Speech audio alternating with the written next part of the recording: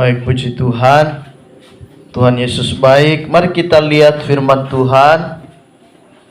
Di sore yang berbahagia ini kita akan lihat firman Allah yang terdapat di dalam Perjanjian Baru. Firman Tuhan di dalam Injil Lukas pasal 11 ayat 27 sampai ayatnya yang ke-28.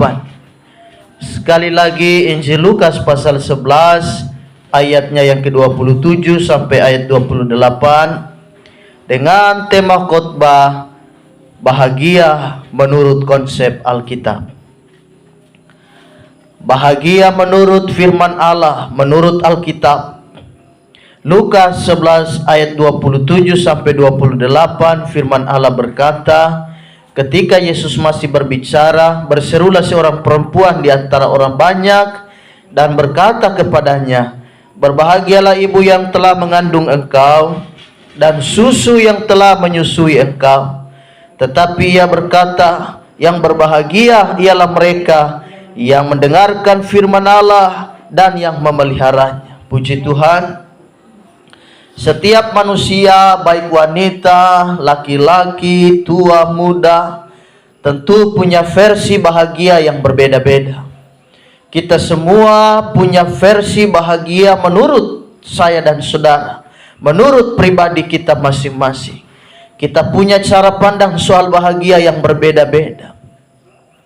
Ada beberapa jenis arti bahagia dalam bahasa terjemahan bahasa Inggris, misalnya yaitu happy. Happy artinya bahagia atau joy, sukacita. Ada juga prosperity, makmur. Ada juga blessed, artinya diberkati.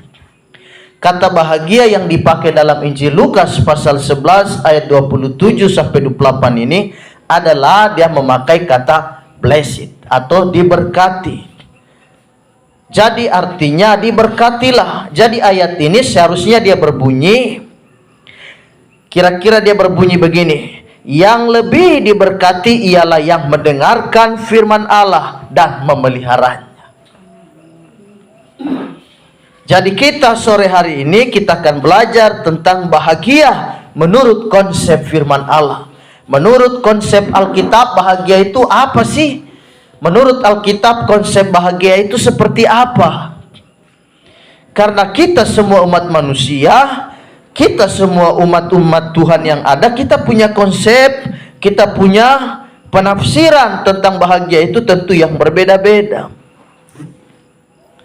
Jadi ayat itu sebetulnya dia berbunyi, yang lebih diberkati ialah yang mendengarkan firman Allah dan yang memeliharanya. Seorang wanita dalam ayat di atas, dia mempunyai konsep tersendiri soal bahagia. Tadi diawali dengan kalimat, kiranya berbahagia ibu yang telah mengandung engkau.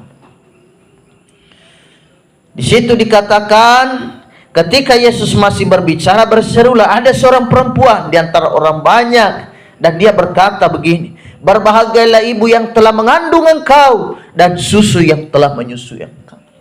Jadi seorang perempuan ini punya konsep bahagia yang berbeda. Bagi dia, kebahagiaan itu adalah ketika anak itu berhasil, maka seorang ibu akan sangat bahagia. Tentu tidak salah. Kita semua mendambakan anak-anak kita adalah anak-anak yang diberkati. Anak-anak yang berhasil. Anak-anak yang dari ekor menjadi kepala. Yang dari turun menjadi naik. Dari posisi di bawah menjadi di atas. Dari hidup yang biasa-biasa saja kini telah menjadi luar biasa karena diberkati Tuhan. Jadi perempuan ini dia punya konsep bahagia bahwa seseorang itu dia bahagia apabila dia temukan anak-anaknya itu sangat diberkati, mereka berhasil, mereka makmur, mereka jaya. Itulah yang tadi dia katakan, berbahagialah kandungan yang telah mengandung engkau dan susu yang telah menyusui engkau. Tetapi apa jawab Yesus? Yang berbahagia ialah mereka yang mendengarkan firman Allah dan yang memeliharanya. Jadi perempuan ini punya konsep bahagia yang berbeda, saudara. Kita melihat kalau dulu ada anak-anak berhasil, mereka diberkati Tuhan. Wah, tentu orang tua sangat bahagia. Memang tidak salah juga apa yang menurut konsep dari perempuan ini. Dia bilang, wah, anak luar biasa sekali, anak ini. Kau punya orang tua pasti ini bahagia sekali. Temukan anak yang seperti Amsal berkata bahwa ketika anak-anak itu menjadi pemberontak, maka itu mendatangkan malu atas keluarga. Mendatangkan malu atas apa? Atas orang tua. Orang tua menjadi malu karena anak-anak adalah anak-anak yang semuanya tidak taat dan semua tidak hormat kepada orang tua. Anak-anak yang tidak menghormati orang tua hanya mendatangkan malu, kata Amsal. Tetapi saya dan saudara, kita lihat sore hari ini bahwa konsep berbahagia menurut firman Allah. Nanti kita akan lihat ada beberapa. Dan salah satunya ini adalah perempuan, dia memberikan pengertiannya sendiri. Orang yang berbahagia itu apabila anak-anaknya berhasil. Wah, kita semua merindukan itu. Bukankah itu menjadi doa kita semua? Bukankah itu menjadi idaman kita? Menjadi harapan kita supaya anak-anak kita setiap hari berdoa untuk mereka. Anak-anak kami supaya diberkati Tuhan. Anak-anak kita supaya ditolong Tuhan. Mereka menjadi orang-orang berhasil. Sehingga anak-anak yang berhasil mendatangkan sukacita bagi orang tuanya. Itulah konsep daripada bahagia yang menurut perempuan di sini. Dia berkata kepada Yesus. Karena dia melihat Yesus adalah seorang pribadi yang sangat luar biasa. Dia berkata, wah, ibumu pasti bahagia. Orang tuamu pasti senang.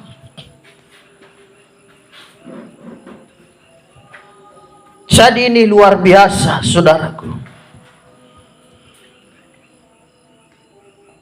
Seorang anak dibesarkan menjadi sukses, terpandang, maka ibu dianggap orang yang berbahagia karena memiliki anak yang sukses dan terkenal. Kita tahu pelayanan Yesus sangat terkenal. Banyak orang berbondong-bondong mengikuti dia. Pelayanan satu lepas kepada pelayanan yang lain. Dari kampung yang satu, desa yang satu lepas kepada desa yang lain. Dia memberitakan firman, tidak sedikit orang mengikuti dia. Beribu-ribu orang berbondong-bondong datang mendengarkan dia. Sehingga tidak salah perempuan ini berkata, wah, kau sangat luar biasa. Orang tuamu pasti senang. Tetapi kita lihat secara umum standar bahagia itu di dalam Mazmur 144 ayat 12 sampai 15. Ini secara umum. Pandangan tentang bahagia, standar bahagia itu secara umum, secara luas, dan itu saya dan saudara temukan di mana-mana, termasuk kita sendiri juga mungkin mengartikan itu pada hal-hal yang sama seperti Mazmur ini. Mazmur 144 ayat 12 sampai 15. Semoga anak-anak lelaki kita seperti tanaman yang tumbuh menjadi besar pada waktu muda, dan anak-anak perempuan kita seperti tiang-tiang penjuru yang dipanjat untuk bangunan istana. Semoga gudang-gudang kita penuh mengeluarkan beraneka ragam barang. Semoga kambing domba kita menjadi beribu-ribu, berlaksa-laksa di padang-padang kita. Semoga lembu sapi kita syarat. Semoga tidak ada kegagalan dan tidak ada keguguran, dan tidak ada jeritan di lapangan-lapangan kita. Berbahagialah bangsa yang dengan demikian keadaannya. Berbahagialah bangsa yang Allahnya ialah Tuhan. Pemazmur memberikan ada 3 secara umum konsep tentang berbahagia itu. Yang pertama berkat atas rumah tangga, yang kedua berkat atas ekonomi kecukupan, dan yang ketiga berkat atas keamanan, pemeliharaan. Dan ini secara umum. Berkat keluarga, keluarga diberkati. Berkat ekonomi, ekonomi dicukupkan. Ekonomi mapan, ekonomi mantap, berkecukupan. Haleluya. Sehingga kita tidak tadakan tangan untuk meminta-minta dari rumah satu lepas kepada rumah yang lain, dari tetangga satu lepas kepada tetangga yang lain. Kenapa? Karena kita hidup berkecukupan. Yesus mengajarkan tentang doa Bapa kami yang salah satu kalimatnya berbunyi adalah, berikanlah kami pada hari ini makanan kami yang secukupnya. cukup. Jadi secukupnya. Apa yang kita dapat hari ini, kita dapat, puji Tuhan. Soal dia lebih itu mah relatif. Rasa cukup ini yang terpenting, yang terutama. Ada orang uang 100.000 sudah cukup bagi dia untuk beli sayur dan ikan. Tapi ada orang 1 juta dia rasa tidak cukup. Jadi itu relatif. Rasa cukup itu yang penting ada. Paulus berkata, aku berpada dengan apa yang ada. Kekurangankah? Apapun itu, untung rugikah, baik itu kekurangan atau kelimpahan, tidak ada soal bagiku, kata Paulus. Sebab aku belajar berpada dengan apa yang ada. Ada orang uang 100.000 cukup bagi dia untuk hari ini aku bisa makan. Tetapi ada orang uang 1 juta 1 hari itu bagi dia kurang sekali. Dia merasa tidak cukup, itu terlalu kecil. Jadi soal rasa cukup ini relatif. Tapi bagi kita orang percaya merasa cukup itu sudah luar biasa. Salomo dalam doanya dia berkata, Tuhan berikan padaku yang cukup saja, yang pas-pasan. Jangan berikan aku hidup berkelimpahan supaya aku tidak menghina Tuhan. Supaya aku tidak merendahkan Allah dengan berkata siapa Allah itu. Atau aku hidup berkekurangan sehingga aku mencuri dan mencemarkan nama Tuhan. Jadi Salomo berkata biar yang biasa, biar yang pas-pas sajalah. Tidak lebih, tidak kurang. Pokoknya yang pas-pas saja. Supaya kalau aku kaya, kata Salomo, aku tidak semacam meragukan Tuhan dan aku tidak menghina Tuhan karena kekayaanku. Supaya aku tidak merasa sombong di hadapan Tuhan. Ataupun sebaliknya, jika aku miskin sehingga aku mencuri dan kemudian mencemarkan nama Tuhan. Jadi mah pas-pasan saja. Kita hari ini ada makan cukup, puji Tuhan. Soal ada lebih-lebih mah itu mah bonus dari Tuhan. Jadi karena itu ini firman Allah berkata, berkat keluarga, berkat ekonomi, berkat keamanan, kita perlu keluarga diberkati Tuhan. Lalu ekonomi kita juga diberkati Tuhan. Yang berikut adalah Mazmur berkata ada berkat keamanan. Allah memberikan jaminan keamanan. Kita tinggal di kota yang tidak aman. Kemarin seorang ibu usia 50 tahun lebih kalau tidak salah, diperkosa oleh 3 orang sampai mati. Satu masih buronan, satu masih dalam pengejaran polisi. 3 orang atau 4 orang kira-kira begitu. 3 orang sudah ketangkap, tinggal 1 masih DPO, masih dalam daftar pencarian orang ini. Masih DPO dia, orang polisi sedang mengejar dia. Jadi karena itu kita lihat kota kita ini, kejahatan di mana-mana. Kita mau bergerak sedikit juga, wah kita takut, menjadi takut. Bayangkan ibu itu mereka sekap bawa di tempat sunyi. Sudah bagaimana kota ini, saudaraku? Keamanan. Kota ini tidak aman, saudara. Lalu rasa aman kita dapatkan dari mana? Kita hanya berlindung pada Tuhan. Hanya pada Tuhan rasa aman kita dapatkan. Jadi rasa aman ini sangat penting. Ekonomi mantap, keluarga mantap, tapi kalau tidak aman bagaimana juga? Kita bahaya. Jadi kalau ekonomi sudah mantap, keluarga diberkati, rasa aman pun kita dambakan dan kita temukan. Wah itu luar biasa. Kita semua mendambakan itu. Hanya dekat Allah sajalah aku tenang, kata pemazmur. Jadi ketenangan, rasa aman itu hanya berasal dari Tuhan. Manusia terbatas. Siapa yang kontrol kita? Siapa yang jaga kita? Tidak ada yang jaga kita kecuali Tuhan saja. Hanya Tuhan yang memberikan perlindungan bagi kita. Kita terus berdoa supaya Tuhan dia menjadi kota benteng kita, tempat perlindungan kita. Kita tinggal di satu kota yang tidak aman. Situasi yang selalu mencekam. Kejahatan merajalela di mana-mana. Siapa yang kita bisa harapkan untuk temukan rasa aman dalam kondisi semacam ini? Hanya Tuhan. Jadi kita hanya datang pada Tuhan. Tetapi kita lihat Yesus menegaskan bahwa yang lebih berbahagia adalah mereka yang mendengarkan firman ini. Sekarang kita akan lihat konsep bahagia menurut firman Allah. Tadi kan menurut umum saja. Itu adalah hal-hal yang umum, bahagia yang secara umum, secara standar manusia. Tetapi kita lihat bahagia standar menurut Alkitab, menurut firman Allah. Yang lebih berbahagia yang mereka mendengarkan firman Allah, kata Yesus, dan yang memeliharanya. Bahagia di sini menggunakan kata blessed tadi itu, yaitu diberkati. Yang pertama kita lihat di situ 1 Petrus 4 ayat 14, firman Allah berkata, berbahagialah kamu jika kamu dinista karena nama Kristus, sebab roh kemuliaan yaitu roh Allah ada padamu. Menurut bahagia konsep firman Allah yang pertama, jika kita dinistakan segala sesuatu berkaitan dengan Kristus Yesus Tuhan kita. Orang menista kita, orang menghina kita, orang memfitnah kita, kata Yesus, itu kau berbahagia jika dituduhkan yang enggak-enggak padamu hanya karena kita setia kepada Tuhan. Orang menista kita, lalu kita sabar, lalu kita tetap setia kepada Kristus, itu bahagia. Ini bahagia menurut konsep firman Allah. Jadi kondisi apapun, kita tetap setia cari Tuhan. Dalam keadaan apapun, jika kita terus setia kepada Kristus, maka kita disebut orang-orang yang berbahagia.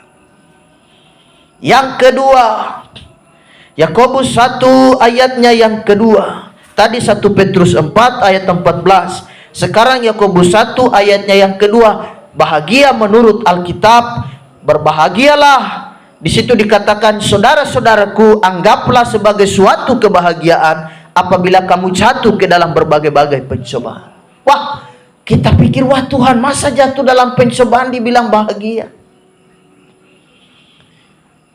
Wah, pencobaan-pencobaan yang kita hadapi. Ada banyak hal, tadi kesaksian Ibu Gembala. Anak kami sakit, demam tinggi, panas tinggi. Dalam kondisi semacam itu masih bisa bahagiakah? Atau kita saling nuding-nuding dan saling salahkan satu dengan yang lain? Masihkah kita berbahagia apabila kita jatuh di dalam pencobaan semacam itu? Ada banyak hal yang kita alami yang secara itu ukuran manusia tidak pas di hati. Jadi kalau kita terima berkat, terima gaji, pegang uang, itu mah bahagia yang umum punya. Itu betul bahagia juga, tapi itu umum, yang umum punya. Tapi kalau kita pakai standar firman Allah sudah lebih dalam. Dan itu secara manusia memang, wah, orang jatuh dalam pencobaan, Yesus berkata, firman Allah berkata, anggaplah suatu kebahagiaan. Yakobus berkata, Yesus tadi berkata, jika kau dinistakan sesuatu karena Kristus, orang menista kita. Kita lihat sekarang orang saling menista, penistaan agama di mana-mana. Orang saling menjelek-jelekan. Oh, kami punya agama yang paling benar. Kau punya Tuhan salah, kami punya Tuhan yang benar. Itu terjadi di mana-mana. Tapi kita kan orang percaya mah, tidak usah membalas, kita mah tenang-tenang saja. Itu kita dianggap bahagia. Lalu pencobaan. Ini pencobaan ini saudara bisa jabarkan satu persatu. Ada pencobaannya berat sekali seperti Ayub misalnya. Bisakah kita tetap bertahan dengan Tuhan? Bisakah saya dan saudara tetap bertahan? Dan jika kita bertahan, kita mampu tetap berdiri pada firman Allah, maka kita disebut orang berbahagia. Orang yang mampu memikul beban semacam itu.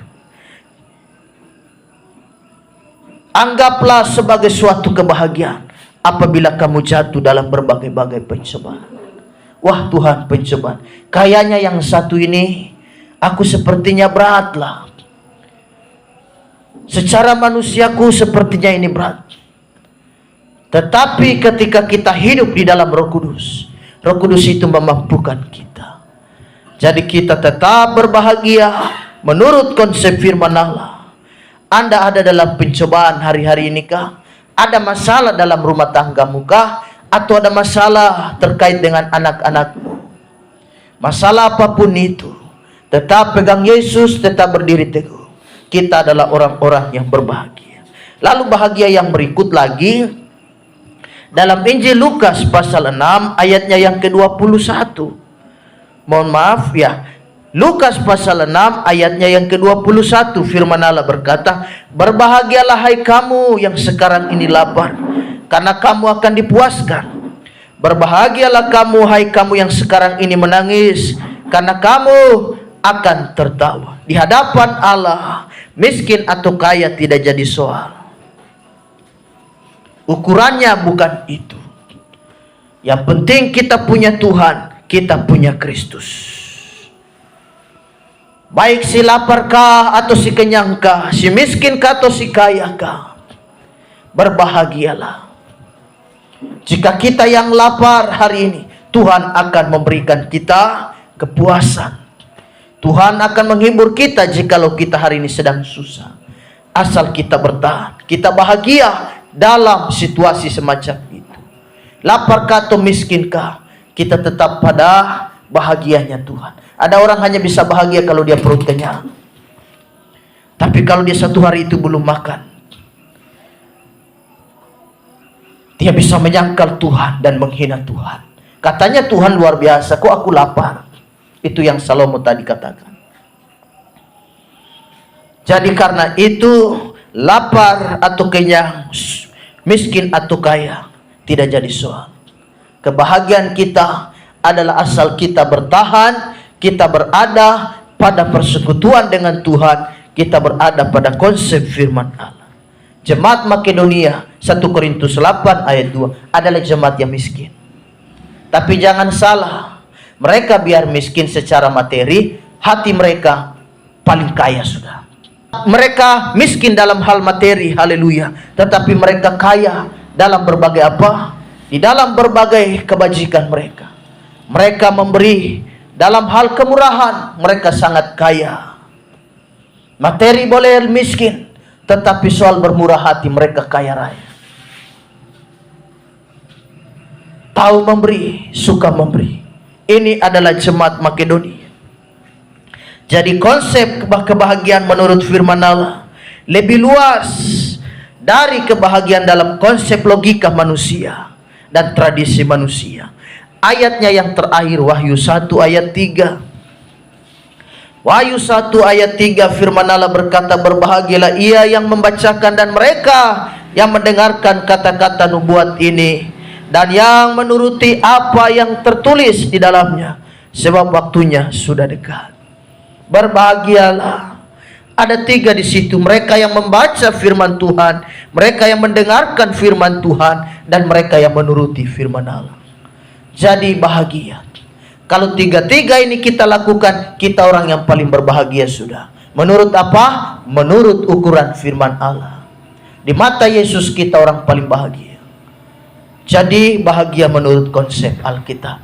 Kalau bahagia diberkati, kita dipromosikan, dapat pekerjaan, itu mah bahagia secara umum. Itu pengertian secara logika manusia saja. Tetapi kalau kita pakai standar firman Allah, dia akan lebih luas. Saudara yang tetap setia melayani Tuhan, saudara adalah orang-orang bahagia. Meskipun ada masalah masih datang melayani, meskipun ada persoalan masih datang cari Tuhan. Wah, Anda adalah orang paling bahagia. Sangat bahagia sekali. Luar biasa. Ada berbagai macam persoalan, ada berbagai macam pencobaan, tetapi kita masih pegang Tuhan. Itu berarti bahagia yang sangat luar biasa. Kalau ukuran manusia, ya kita dapat berkat Tuhan.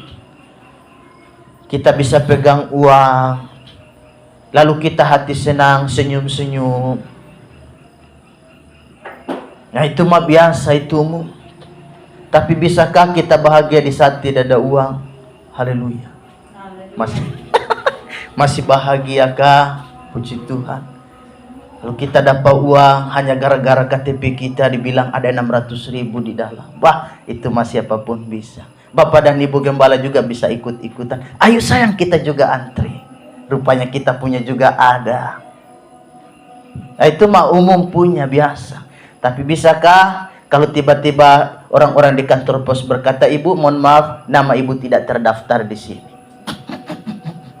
Kan ada kemarin Bapak dan Ibu Gembala sudah antri. "Mohon maaf, yang nama ini tidak ada ya, tidak dapat." Ya astaga, Bapak Gembala, mereka punya muka cemberut. Sudah datang antri panjang, tapi mohon maaf, nama ini tidak ada, keluar, nama ini tidak ada. Jadi tetap bahagia, tetap sukacita ya, haleluya. Tuhan Yesus memberkati. Kita masuk dalam doa, haleluya. Puji Tuhan, kita akan berdoa, haleluya.